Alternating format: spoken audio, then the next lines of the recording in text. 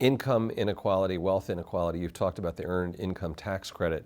Is there more to it than that? Should we adjust tax policy? It seems to be going the other way right now. Well, it is going the other way, but I think the earned income tax credit is the best way to put money in the pockets of people that don't fit well into the market system, but that are perfectly decent citizens and that have made a good bit of the success somebody like I've had with Berkshire or something possible. It wouldn't have happened without the America we have.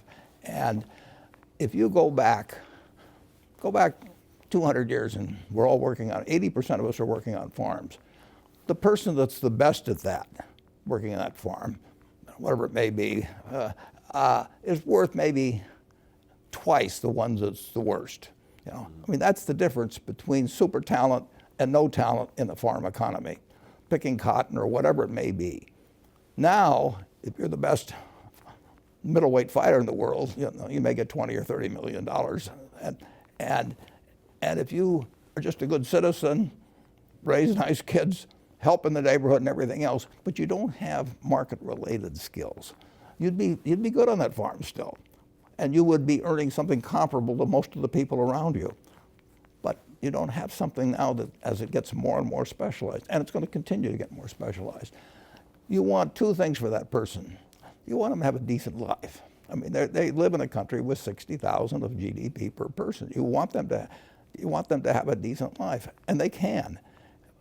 I also think you want them to have a feeling of accomplishment. So you want them to have a job, assuming that they're not handicapped in some way. You want them to have a job. But the minimum wage would be one way to say, well, we'll make sure that they have enough money in their pocket. But that's got a lot of effects in disturbing the market system. They just need more cash. They don't need a higher wage. They need more cash in their pocket. And the government, at a relatively low cost, can provide a decent living for anybody that's working 40 hours a week and has a couple of children. And we've gone in that direction, and it's sort of bipartisan. I mean, you find both Republicans and Democrats for it. I think it would be better not to have one annual payment, you know, that they get it monthly. And I think there's various things you could do, but you want them to feel part of the system, and you want to have them get, as more and more of these golden eggs are laid, you want them to get a little more of their share.